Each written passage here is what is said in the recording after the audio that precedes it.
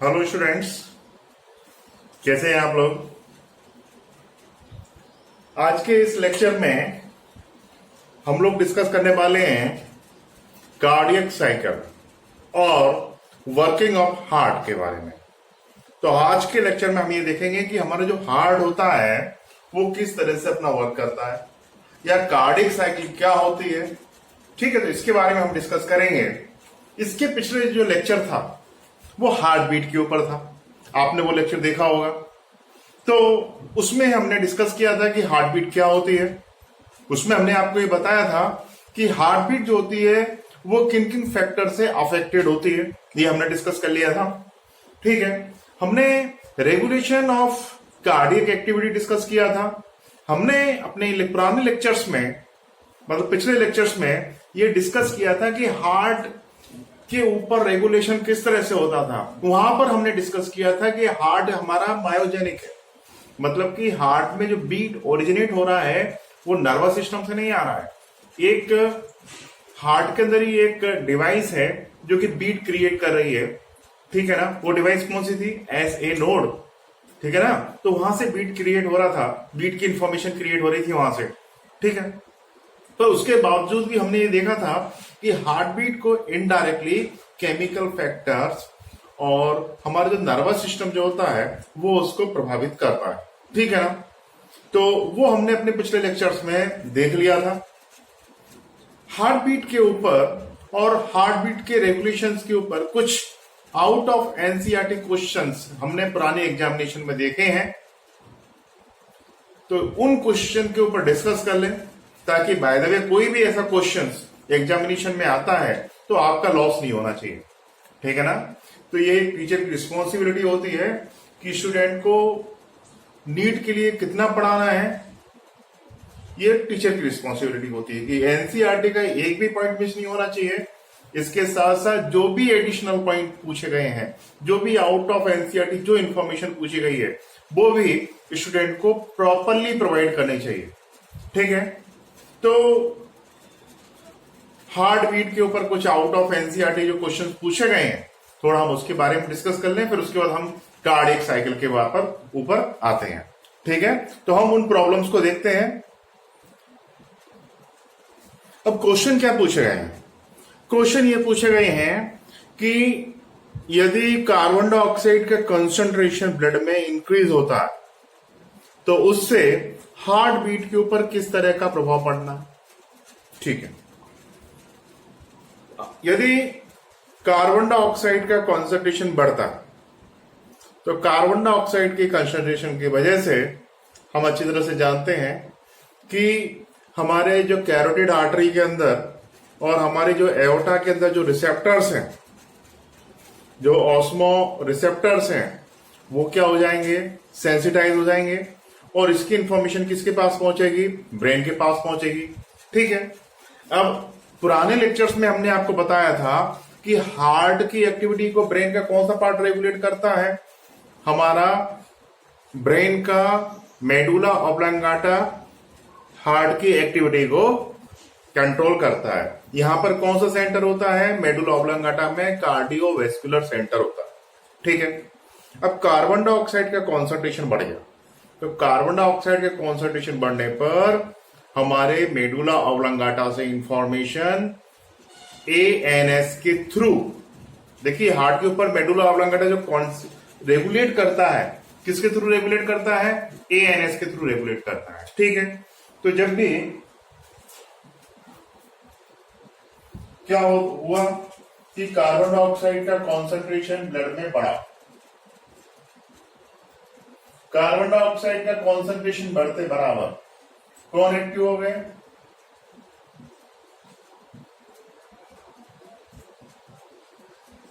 Receptors active हो गए। इनके एक्टिव होने से क्या होगा? ये कहां प्रेजेंट होते हैं? ये प्रेजेंट होते हैं कैरोटिड आर्टरी में, और ये कहां प्रेजेंट होते हैं? ये प्रेजेंट होते हैं हमारे एओर्टा में। यहां से इंफॉर्मेशन किसके पास जाएगा? इनसे इंफॉर्मेशन जाएगा किसके पास? ब्रेन के पास जाएगा। ब्रेन में हमारा क्या है? हमारा मेडुला ऑब्लांगाटा है। तो मेडुला ऑब्लांगेटा जो है, मेडुला ऑब्लांगेटा में कौन सा है हमारा कार्डियो वेस्क्युलर सेंटर है। हमारा कार्डियो वेस्क्युलर सेंटर क्या होगा, एएनएस के कौन से फाइबर,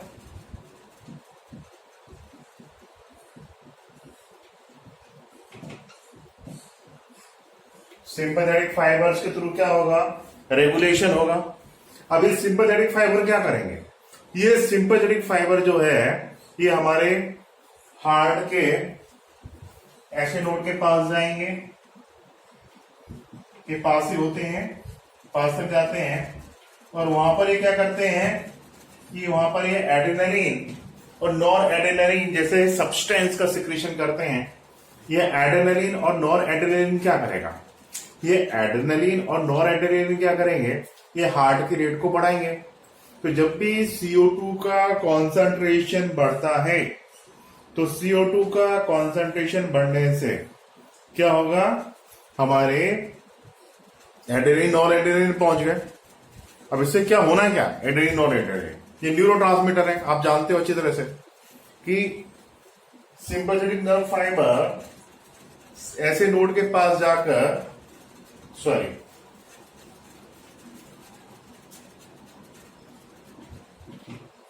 अब एस ए नोड के पास जाकर ये क्या कर रहे हैं, एड्रेनलिन और नॉर एड्रेनलिन का सिक्रीशन कर रहे हैं। ठीक है, अब एड्रेनलिन और नॉन एड्रेनलिन क्या करेंगे, ये हमारी कार्डियक मसल्स में क्या करेंगे, कैल्शियम की अमाउंट बढ़ा देंगे। कैल्शियम की अमाउंट बढ़ने से क्या होगा कि हमारे जो बीट की इंफॉर्मेशन ऐसे नोड से ज्यादा प्रोड्यूस होगी। ठीक है, तो ज्यादा प्रोड्यूस होगी तो क्या होगा, ट्रैकिकार्डिया, हार्ट बीट बढ़ जाएगी। Become clear. ठीक है, यदि ऑक्सीजन का कॉन्सेंट्रेशन बढ़ता है तो क्या होना है, ऑक्सीजन का कंसंट्रेशन बढ़ेगा तो उस कंडीशन में हमारे जो मेडुला ऑब्लांगेटा का कार्डियोवेस्कुलर सेंटर है उसका जो एएनएस है उसके सिंपैथेटिक फाइबर के थ्रू इंफॉर्मेशन न जाते हुए पैरासिम्पैथेटिक फाइबर के थ्रू इंफॉर्मेशन जाएगी। पैरासिम्पैथेटिक फाइबर क्या करते हैं, हार्ट रेट को कम करते हैं, हमने पिछले लेक्चर में डिस्कस किया था।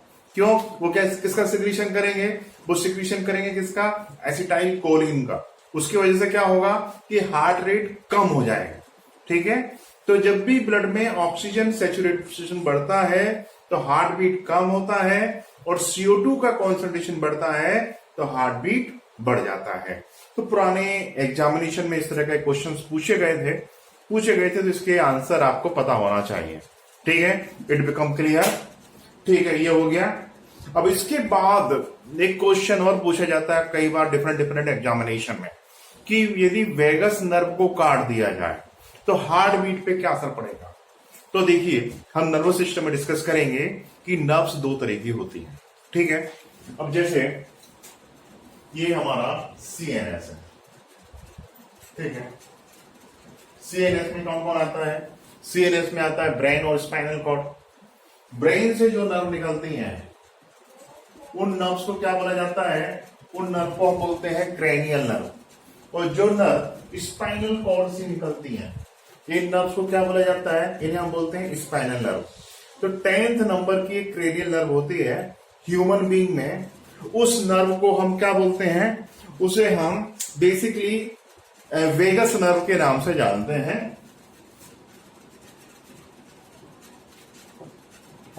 तो वेगस नर्व जो है ये 10 नंबर की या 10th क्रेनियल नर्व होती है। इसकी ब्रांचें जो है हमारे हार्ट तक जाती हैं, हार्ट तक इसकी ब्रांच जा रही है। कौन सी नर्व की ब्रांच जा रही है, वेगस नर्व की। यदि वेगस नर्व को कट कर दिया जाए तो हार्ट बीट पे क्या असर पड़ना है। वेगस नर्व क्या करती है, वेगस नर्व के जो फाइबर्स होते हैं वो एसिटाइल कोलिन सिक्रीट करते हैं एसी नोड के पास। एसिटाइल कोलिन क्या करेगा, हार्ट बीट को कम करेगा कि बढ़ाएगा, कम करेगा। तो वेगस नर्व हार्ट रेट को, हार्ट बीट को कम करने का काम करती है। और यदि वेगस नर्व को कट कर दिया जाए हार्ट के पास तो हार्ट बीट की कम होने की इफिशियंसी खत्म, मतलब कि हार्ट रेट बढ़ जाएगा। तो कई बार ऐसा क्वेश्चन आपने MCQ में पढ़ा कि यदि वेगस नर्व को कट कर दिया जाए तो हार्ट बीट में क्या असर पड़ता है। तो वेगस नर्व को कट करने पर हार्ट रेट बढ़ जाएगा। It become clear. ये आपको समझ में आ गया, इसमें तो कोई कंफ्यूजन नहीं, बिल्कुल क्लियर हो गया ये, ठीक, ओके। तो ये डाउट्स थे जो हमने कंफर्म कर लिए, क्लियर कर लिए। अब इसके बाद हम डिस्कस करते हैं कार्डियक साइकिल को डिस्कस करते हैं, ठीक है। तो ये तो पूरा क्लियर हो गया ना। तो स्टूडेंट्स, तो अब हम बात करेंगे कार्डियक साइकिल के बारे में और working system of the heart के रिगार्डिंग डिस्कस करेंगे, ठीक है। तो स्टूडेंट्स, यू नो दैट कि nodal tissue of the heart generate the action potential. Nodal system कौन सा? हार्ट की बीट को प्रोड्यूस करने से रिलेटेड जो सिस्टम होता है उसे हम किस नाम से जानते हैं? नोडल सिस्टम के नाम से जानते हैं ना। तो nodal tissue generate the action potential without the external stimuli. हमारे हार्ट का मायोजेनिक हार्ट है ना हमारा, तो हमारे हार्ट का जो नोडल सिस्टम है बिना किसी एक्सटर्नल स्टिमुली के क्या करता है, ये हार्ट बीट के लिए एक्शन पोटेंशियल जनरेट करता है। तो हार्ट में एक्शन पोटेंशियल कौन जनरेट कर रहा है? ऐसे नोड। ऐसे नोड नर्व का नहीं बना है, वो किसका बना है? मसल्स का बना है। एक मसल्स का मॉडिफाइड स्ट्रक्चर है। और जो सिस्टम हार्ट में इंपल्स के कंडक्शन के लिए रिस्पॉन्सिबल होता है, इंपल्स के जनरेशन के लिए रिस्पॉन्सिबल होता है, हमने बताया था कि उसे हम nodal system of the heart के नाम से जानते हैं। तो भाई हमारा जो हार्ट जो होता है वो ऑटो एक्साइटेबल होता है। नॉट ओनली ह्यूमन बीइंग का हार्ट, जबकि हमारे जितने वर्टिब्रेट्स हैं उन सब का हार्ट कैसा होता है? ऑटो एक्साइटेबल होता है। यदि आप मान लीजिए कोई एक्सपेरिमेंट करके देखें कि एक फ्रॉग को कट किया और उसका हार्ट इमीडिएट निकालकर पानी में डाल दिया, ठीक है, तो हम देखेंगे कि उसका हार्ट जो है वो बीट करता रहेगा, ठीक है। पूरी तरह से सेपरेट करके उसको पानी में डाल दिया तो भी हम क्या देखेंगे कि वो बीट करता रहेगा, ठीक है ना।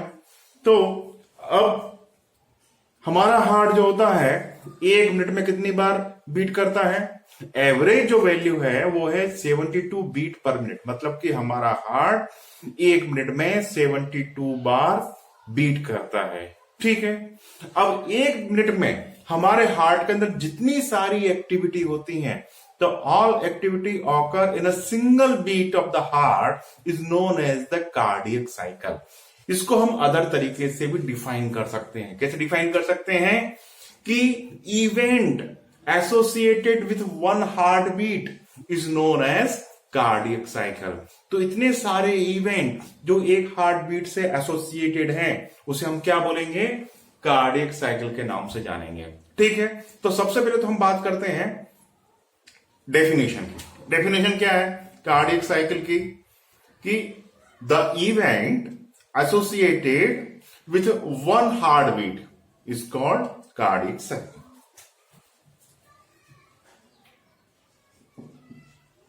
Events associated with one heartbeat, मतलब कि एक बार हार्ट का कॉन्ट्रैक्ट होना और एक बार उसका रिलैक्स होना, ये क्या हो गया? एक हार्ट बीट, ठीक है। हमारा हार्ट 1 मिनट में कितनी बार बीट करता है? 72 बीट पर मिनट। ये हमारे हार्ट की जो है एवरेज वैल्यू है, ठीक है। तो हमारे हार्ट को एक साइकिल पूरा करने में या एक बीट पूरा करने में कितना समय लगेगा? हमारे हार्ट को एक बीट कंप्लीट करने में समय कितना लगेगा? 1 मिनट में 60 सेकंड। तो 60 को हम 72 से डिवाइड करते हैं तो कितना आएगा? 0.8 सेकंड। तो हमारा हार्ट 1 मिनट में 72 बार बीट करता है। मतलब कि एक बीट का ड्यूरेशन क्या हो गया? एक बीट का ड्यूरेशन हो गया 0.8 सेकंड। एक बीट का ड्यूरेशन कितना हो गया? 0.8 सेकंड, ठीक है। तो 8 सेकंड में हुआ क्या है? 0.8 सेकंड में एक बार हमारा हार्ट कॉन्ट्रैक्ट हुआ है और एक बार हमारा हार्ट एक्सपांड हुआ है, रिलैक्स हुआ है, ठीक है। तो एक बार हार्ट कॉन्ट्रैक्ट हुआ, एक बार एक्सपांड हुआ। तो ठीक है, तो एक बीट मतलब कि जैसे हमारा मान लीजिए हार्ट है, ठीक है। अब ये हार्ट जो है एक बार कांटेक्ट हो गया, एक बार एक्सपांड हो गया, एक बार कांटेक्ट, एक बार तो एक बार कांटेक्ट होना, एक बार एक्सपांड होना, ये क्या, ये single heart beat. Single heart beat में जितने भी इवेंट हुए उन सबको हम क्या बोलेंगे, कार्डिक साइकिल। तो कार्डिक साइकिल को कैसे डिफाइन किया, event associated with one heart beat. तो event associated with one heart beat is known as cardiac cycle. What will be the duration of cardiac cycle, तो ड्यूरेशन ऑफ कार्डिक साइकिल कितना आया, 0.8 second. Duration कितना आया इसका, 0.8 second. अब 0.8 second में क्या क्या हो रहा है, ठीक है, वो हम डिस्कस कर रहे हैं। तो एक कार्डिक साइकिल मतलब कि 0.8 सेकंड का समय हो गया। इसमें क्या क्या होगा, तो इसमें देखिए 3 फिनोमेना देखने को मिलते हैं। कौन कौन सी 3 फिनोमेना देखने को मिलती है इसमें, इसमें देखने को मिलता है हमको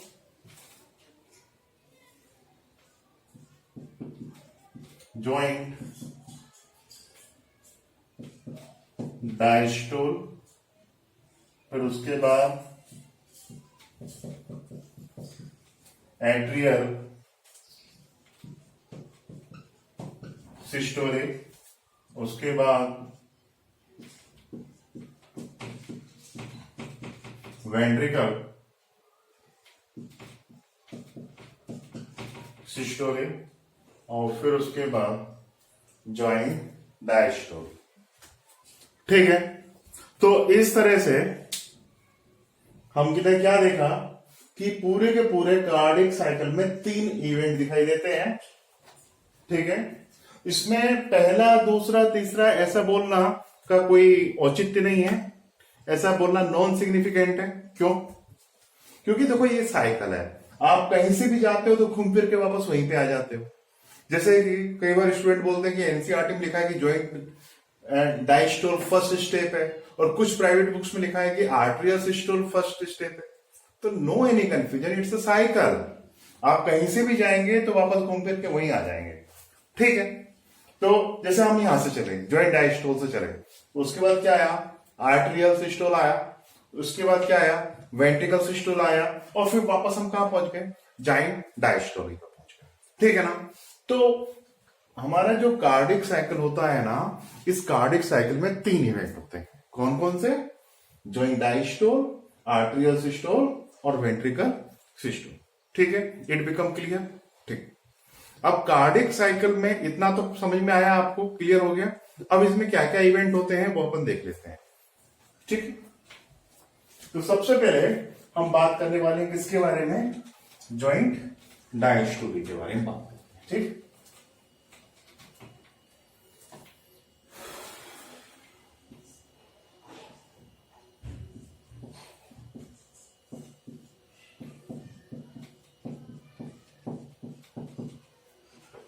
जॉइंट डायस्टोल,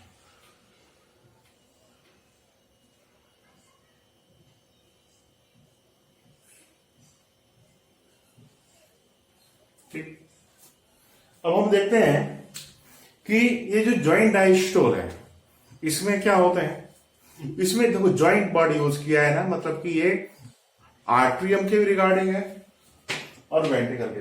मतलब कि क्या हो रहा है जॉइंट डायस्टोल में, ये दोनों के दोनों आराम फरमा रहे हैं, रिलैक्स हो रहे हैं। तो जॉइंट डायस्टोल, तो जॉइंट डायस्टोल में क्या होता है कि both atria and ventricle undergo relaxation. ठीक है,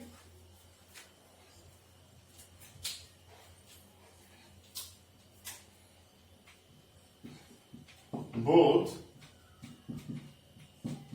atria and ventricle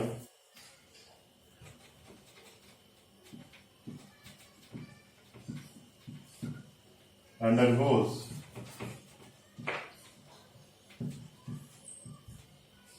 relaxation.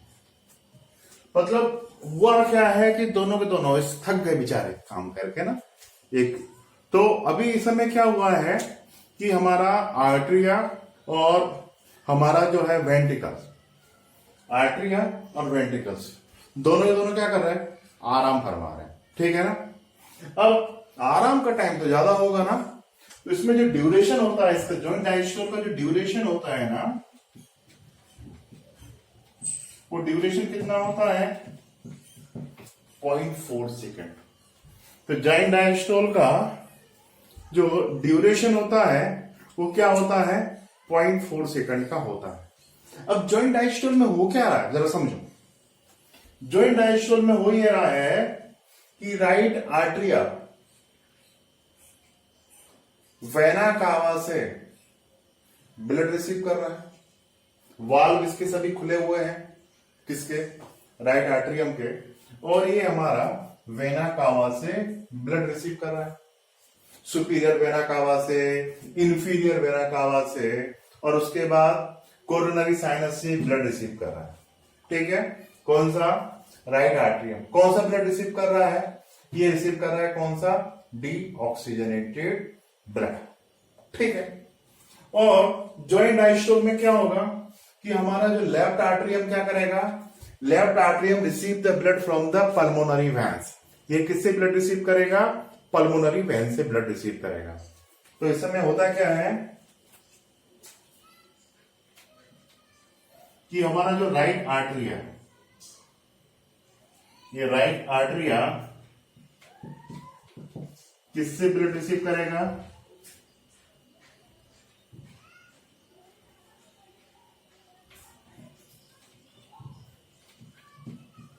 Vena cava and coronary sinus.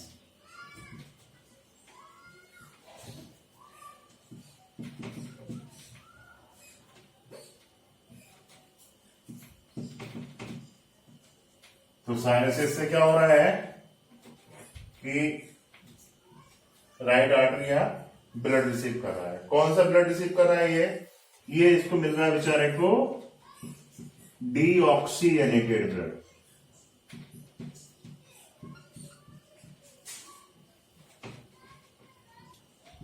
Deoxygenated blood मिला।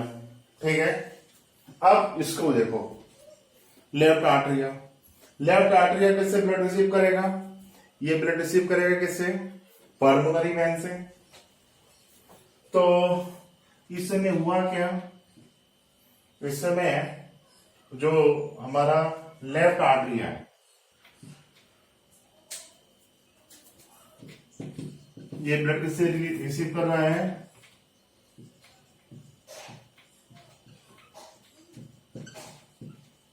पल्मोनरी वेन से।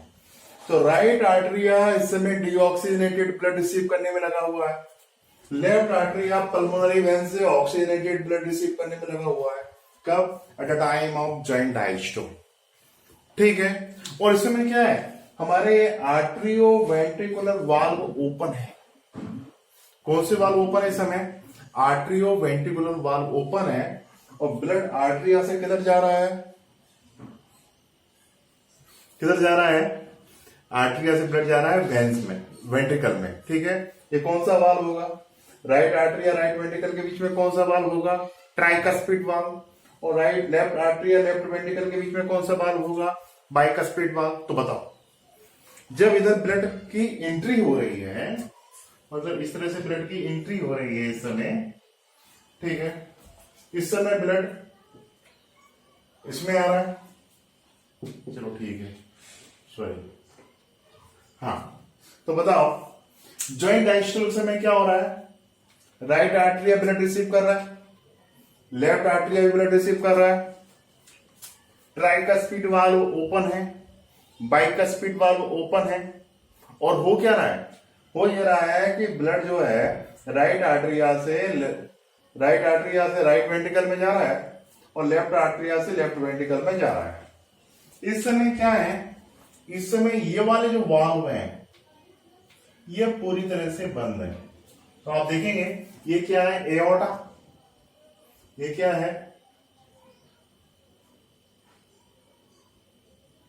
ये है हमारा एओर्टा, और ये क्या है, ये है हमारा पल्मोनरी ट्रंक।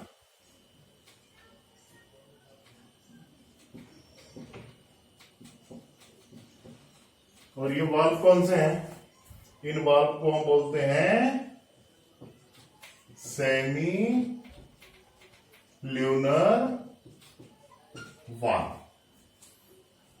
जो जॉइंट डायस्टोल के समय क्या है, सेमी ल्यूनर वाल्व बंद है, सेमी ल्यूनर वाल्व बंद। और ये वाली प्रोसेस जो डायग्राम में आपको दिख रहा है, ये प्रोसेस इस समय रनिंग में है।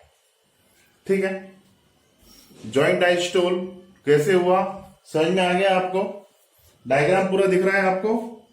तो देखिए ये एक्टिविटी कब हुई, जॉइंट डायस्टोल के समय हुई। मतलब इस समय क्या हो रहा है, इस समय हमारे हार्ट के सभी चैम्बर रिलैक्स मोड में, बड़े आराम में है। तो आपको ये दिखाई देता है। और क्या दिखाई देता है इस समय आपको दिखाई देता है कि tricuspid valve, bicuspid valve open है। ये आपको डायग्राम में दिखता है। ठीक है, तो ये पूरा आपको किसमें दिखाई दिया, जॉइंट डायस्टोल में।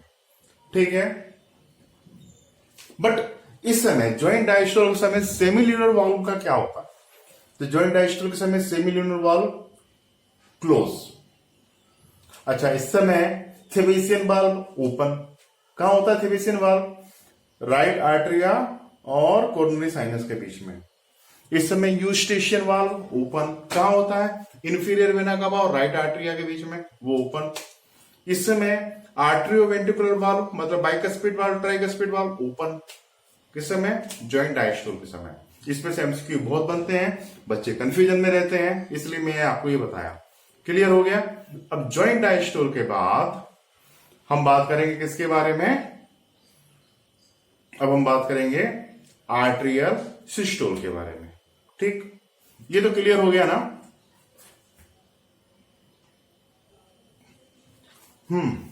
अब क्या होना है, अब इसके बाद आती है नेक्स्ट स्टेज। तो अभी हमने क्या देखा, जॉइंट डायस्टोल देख लिया, इसमें हार्ट के चारों चैम्बर आराम फरमा रहे थे, कोई काम नहीं कर रहा था, सबने अपने अपने वाल्व खोल रखे थे। केवल कौन से वाल्व बंद थे, पल्मोनरी ट्रंक के और एओर्टा के। इन वाल्व का नाम क्या है, सेमी ल्यूनर वाल्व, ये बंद थे, बाकी के सारे वाल्व ओपन थे। ठीक है, अब नेक्स्ट जो स्टेज आती है वो कौन सी आती है, आर्ट्रियोल सिस्टोल। अब आर्ट्रियल सिस्टोल में क्या होता है, आर्ट्रियल सिस्टोल के समय क्या हुआ कि इस समय क्या हुआ बेटा, देखो कि हमारे साइनो आरिकुलर नोड से एक्शन पोटेंशियल जनरेट क्रिएट हुआ।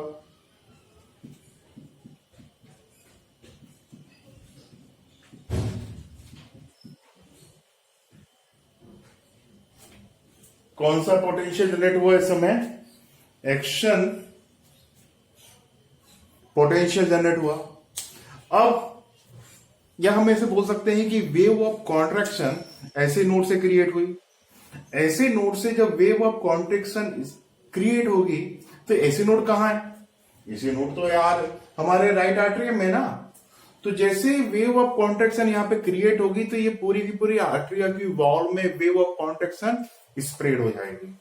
ठीक है, और वेव ऑफ कॉन्ट्रैक्शन जैसे ही स्प्रेड होगी, कहां पर, वेव ऑफ कॉन्ट्रैक्शन कहां स्प्रेड होगी, पूरे के पूरे आर्टरिया में स्प्रेड हो जाएगी। अब पूरे के पूरे आर्टरिया में वेव ऑफ कॉन्ट्रैक्शन यहां जनरेट हुई और पूरे के पूरे आर्टरिया की वॉल में ये वेव ऑफ कॉन्ट्रैक्शन स्प्रेड हो गई। मतलब यहां पर ये ऐसे नोड है और ये इंफॉर्मेशन कॉन्ट्रैक्शन के ऐसे नोड से पूरे के पूरे आर्टरिया में स्प्रेड हो गई, राइट लेफ्ट दोनों साइड के। जब वेव ऑफ कॉन्ट्रैक्शन हमारे आर्टरिया की मसल में गई तो आर्टरिया में क्या होना है, आर्टरिया के अंदर कॉन्ट्रैक्शन होना है। ठीक है, तो इसमें क्या होगा कि इस फेज में आर्टरियल सिस्टोल में ऐसे नोड से एक्शन पोटेंशियल जनरेट हुआ, मतलब कि क्या जनरेट हुआ, वेव ऑफ कॉन्ट्रैक्शन जनरेट हुई और उसका रिजल्ट क्या हो गया, उसका रिजल्ट हो गया कॉन्ट्रैक्शन इन बोथ आर्टरिया। दोनों के दोनों आर्टरिया में क्या हो गया, कॉन्ट्रैक्शन हो गया। अब आर्टरिया में कॉन्ट्रैक्शन होगा तो क्या होगा, अब आर्टरिया में कॉन्ट्रैक्शन होगा ना, तो पहले तो क्या होगा, थ्रेसियन वाल्व बंद हो जाएगा, यूस्टेशियन वाल्व बंद हो जाएगा, क्योंकि ब्लड का बैक फ्लो नहीं होना चाहिए। ठीक है। सेम एक्टिविटी कहां होगी, लेफ्ट आर्टरिया में भी होगी, क्योंकि वहां पे भी पल्मोनरी वेन से ब्लड आ रहा था ना। ठीक है। तो यहां पर भी क्या हुआ कि ब्लड का बैक फ्लो नहीं हो, तो थ्रेसियन वाल्व बंद हो गया। ठीक है। यूस्टेशियन वाल्व जो है बंद हो गया, सॉरी ये वाल्व बंद हो गए।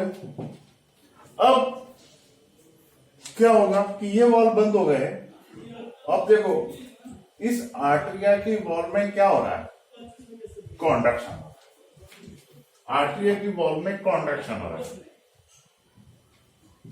इस आर्टरिया की वॉल में कॉन्ट्रैक्शन हो रहा है। जब कॉन्ट्रैक्शन हो रहा है तो क्या हो रहा है, यहां पे जो ब्लड भरा हुआ है वो कहां जाएगा, इसमें जाएगा।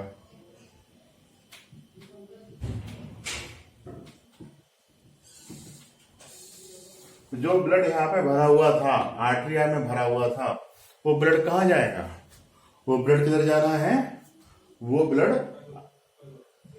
वेंट्रिकल में जाना है। तो इस समय क्या होगा आर्टरियल सिस्टोल के समय, कि ब्लड जो होता है वो आर्टरिया से किधर जाता है, वेंट्रिकल में जाता है। ये तो जब डायस्टोल के समय भी हो रहा था, पर इस समय थोड़ा और स्पीड बढ़ जाती है। मतलब कि जो ब्लड का मूवमेंट होता है उसमें 30% का इजाफा हो जाता है, 30% इंक्रीज हो जाता है। ठीक है ना। तो आप मेरी बात समझिए, आर्टरिया से वेंट्रिकल में ब्लड तो जॉइंट डायस्टोल के समय भी जा रहा था, इस समय भी जा रहा है, पर इस समय ब्लड का जो माइग्रेशन हो रहा है वो कितने परसेंट इंक्रीज हो गया, आर्टरिया से वेंट्रिकल की तरफ 30%। मतलब कि ये जो ट्रांसफर होता है ब्लड का आर्टरिया से वेंट्रिकल में, ये 30% ज्यादा होता है। कितने परसेंट ज्यादा होता है, 30% ज्यादा होता है। ठीक है। कब, at the time of arterial systole. ठीक। अब देखो राइट आर्टरिया से राइट वेंट्रिकल में डीऑक्सीजनेटेड ब्लड, लेफ्ट आर्टरिया से लेफ्ट वेंट्रिकल में ऑक्सीजनेटेड ब्लड का माइग्रेशन होगा, ट्रांसफर होगा। ठीक है। अच्छा, इसका ड्यूरेशन कितना होगा आर्टरियल सिस्टोल का, आर्टरियल सिस्टोल जो होता है इसका ड्यूरेशन काफी कम होता है। इसका ड्यूरेशन होता है अप्रोक्सीमेट, इसका जो ड्यूरेशन है वो है, ड्यूरेशन है इसका आर्टरियल सिस्टोल का ड्यूरेशन 0.1 सेकंड। तो what is the duration of the arterial systole, तो आर्टरियल सिस्टोल का ड्यूरेशन कितना होता है, 0.1 सेकंड होता है। ठीक है। तो अब क्या हुआ कि आपने देखा ब्लड इधर से इधर चला गया, ब्लड इधर से इधर चला गया, तो क्या हो गया, इसमें प्रेशर वैल्यू ज्यादा हो गई, आर्टरिया में प्रेशर क्या हो गया, बंद हो गया। जैसे इधर प्रेशर बढ़ा, प्रेशर पड़ने के साथ क्या होगा, तो and of the arterial systole क्या होना है कि हमारा इधर ट्राइकस्पिड वाल्व, इधर बाइकस्पिड वाल्व का क्या होना है, बंद हो जाना है, क्लोजिंग हो जानी है। अच्छा, जब ये वाल्व क्लोज होंगे, कौन सा, ट्राइकस्पिड वाल्व और बाइकस्पिड वाल्व जब क्लोज होंगे तो एक साउंड आता है, कौन सा, लब। जब ये क्लोज होंगे तो क्लोजिंग ऑफ एवी वाल्व, एवी मतलब आर्टरियो वेंट्रिकुलर वाल्व, आर्टरियो वेंट्रिकुलर मतलब कि ट्राइकस्पिड वाल्व और बाइकस्पिड वाल्व। तो क्लोजिंग ऑफ आर्टरियो वेंट्रिकुलर वाल्व के समय साउंड कौन सा प्रोड्यूस होता है, लब। कौन सा, लब साउंड प्रोड्यूस होगा। ठीक है, क्लियर। तो जैसे आप कई बार देखना डॉक्टर जो स्टेज से लगाकर, स्टेथोस्कोप लगाकर जो है किसी पर्सन के हार्ट पे ऐसे जो लगाते हैं, तो क्या करते हैं, वो हार्ट का साउंड उसमें सुनाई देता है। कौन सा साउंड सुनाई देगा इस समय, जब हमारे एवी नोड क्लोज हो रहे हैं तो साउंड कौन सा सुनाई देगा, लव। ठीक है, समझ में आया ना? क्लियर। अब इसके बाद नेक्स्ट स्टेज क्या है? तो नेक्स्ट स्टेज इसके बाद है वेंट्रिकुलर सिस्टम।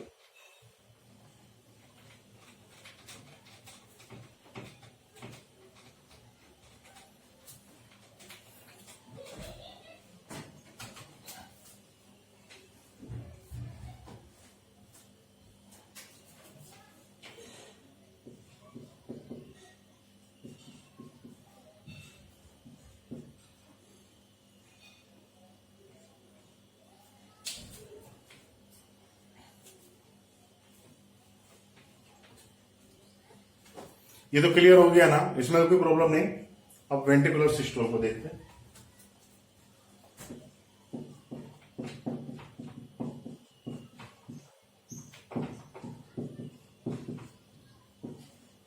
वेंट्रिकुलर सिस्टोल, अब इसमें होना क्या है? वेंट्रिकल जो है उसकी वॉल का कॉन्ट्रैक्शन होना है। तो वेंट्रिकुलर सिस्टोल में क्या होना है? वेंट्रिकल की वॉल का कॉन्ट्रैक्शन होना। तो इस समय देखिए क्या होगा, इस समय हम देखेंगे कि ये वाल्व बंद हो गए। ये वाल्व क्या हो गए? क्लोज हो गए, पूरी तरह से बंद हो गए। ये दिख रहा है ना आपको डायग्राम में, देखिए। ठीक है, अब इसमें हुआ क्या? इसमें हुआ ये कि इस समय वेंट्रिकुलर सिस्टोल कब होना, पहले तो उसकी मैकेनिज्म समझो। साइनो, देखिए ए साइनो आर्ट्रियल नोड से एक्शन पोटेंशियल कहां गया?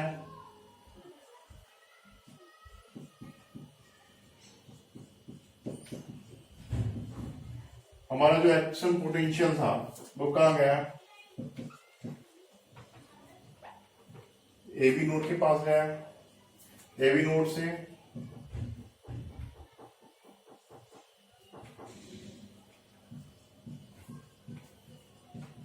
बंडल ऑफ हिज, इसे हम या इसे हम ऐसे ही बोल सकते हैं,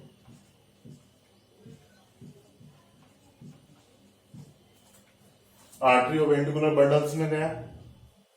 वहां से क्या गया? वहां से पहुंचा ये पर्किंजे फाइबर्स में, और पर्किंजे फाइबर से कॉन्ट्रैक्शन की इंफॉर्मेशन कहां जाएगी? वॉल ऑफ वेंट्रिकल में। कहां जाएगी कॉन्ट्रैक्शन की इंफॉर्मेशन? वॉल ऑफ वेंट्रिकल में। तो वेंट्रिकुलर सिस्टोल कब होता है, पहले तो वो समझो। कॉन्ट्रैक्शन की इंफॉर्मेशन ऐसे नोड से एबी नोड से बंडल ऑफ हीच, बंडल ऑफ हीच से पर्किंजे फाइबर, और पर्किंजे फाइबर से कहां पहुंची? ये इंफॉर्मेशन पहुंची वॉल ऑफ वेंट्रिकल। ठीक है, इट बिकम क्लियर? अच्छा, ये क्लियर हो गया? इंफॉर्मेशन कैसे गई, ये क्लियर हो गया? ठीक।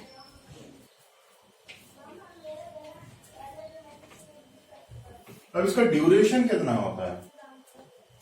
तो इसका जो ड्यूरेशन होता है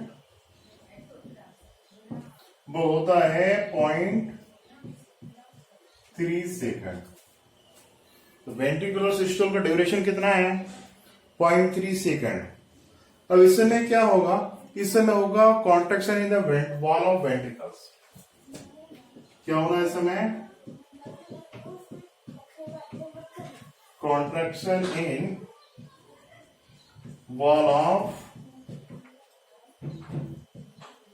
वेंट्रिकल्स। वेंट्रिकल्स की वॉल में क्या होना है इस समय? कॉन्ट्रैक्शन होना है। ठीक है, उसके बाद इस समय और क्या होना है? इस समय आप देखेंगे कि इस समय आप कॉन्ट्रैक्शन वॉल ऑफ वेंट्रिकल्स। अब इस समय क्या हो गया कि इनिशियली वेंट्रिकुलर सिस्टोल के पहले ही, the end of the articular systole, हमने क्या देखा था कि एबी नोड बंद होते हैं। तो इस समय क्या होता है? At a time of ventricular systole, तो during this stage AV wall close. AV valve क्या होते हैं, आर्टरी और वेंट्रिकुलर वॉल्व क्या होते हैं, इस समय क्लोज होते हैं, ठीक है। और जैसे ही कॉन्ट्रैक्शन होगा, तो जैसे हमने क्या देखा,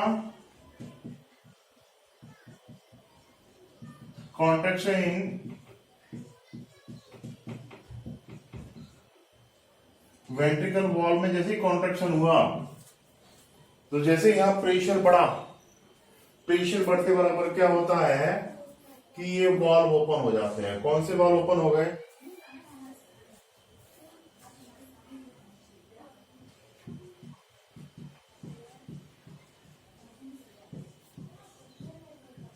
valve of pulmonary trunk and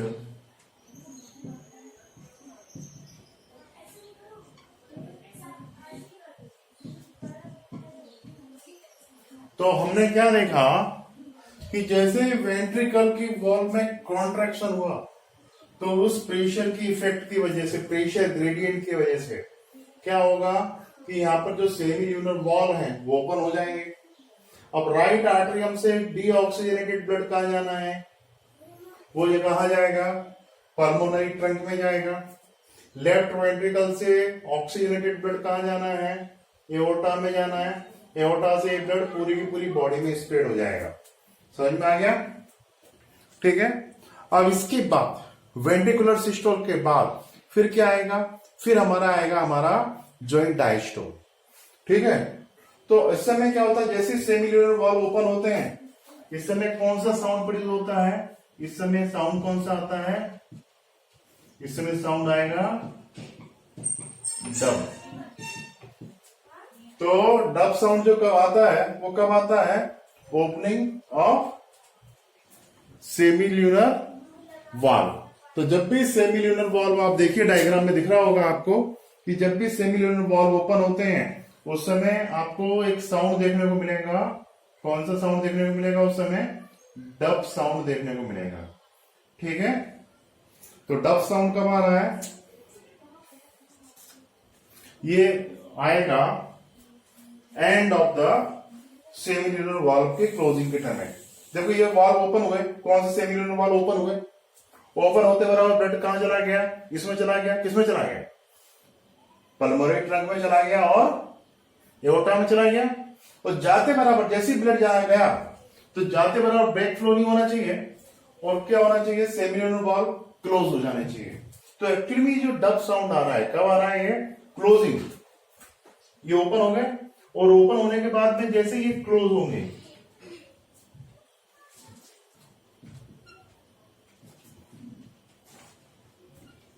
closing of semi lunar valve.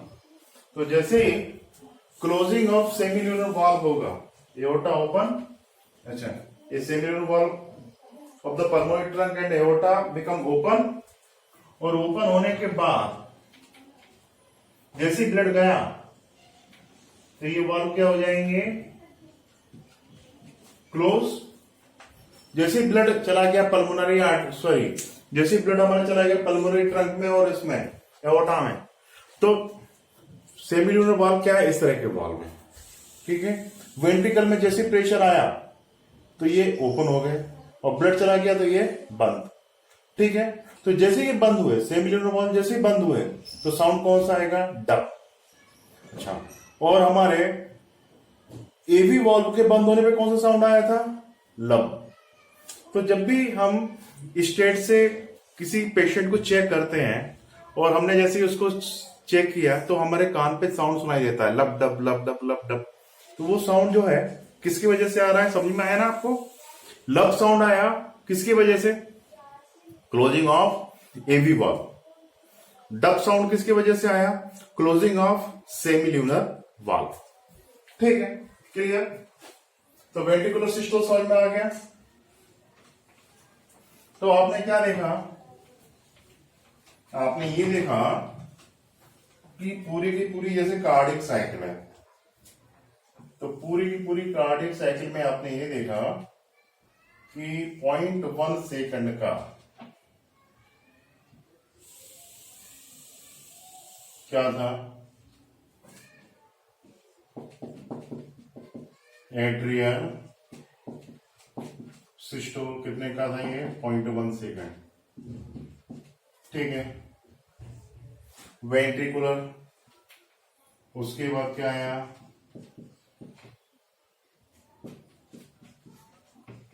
Ventricular systole, इसका ड्यूरेशन कितना था, 0.3 सेकंड। उसके बाद क्या आया, जॉइंट डायस्टोल, इसका ड्यूरेशन कितना था, 0.4 सेकंड। तो कुल मिला के एक कार्डियक साइकिल का टाइम कितना हो गया, 0.8 सेकंड। ठीक है,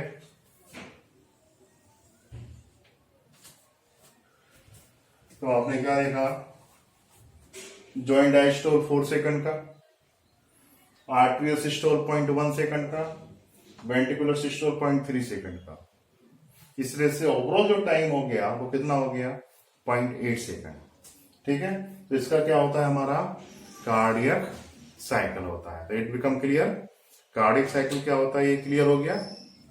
ठीक है, इसके बाद में इससे एसोसिएटेड कुछ पॉइंट्स के रिगार्डिंग, स्ट्रोक वॉल्यूम क्या होता है, कार्डियक कैपेसिटी क्या होती है, तो इन सब के ऊपर, पल्स क्या होते हैं, इसके ऊपर हम नेक्स्ट लेक्चर में डिस्कस करेंगे।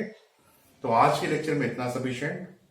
आपको अच्छा लगा है लेक्चर तो लाइक कीजिए और इंपोर्टेंट सजेशन अपने कमेंट बॉक्स में मेंशन कीजिए। Thank you.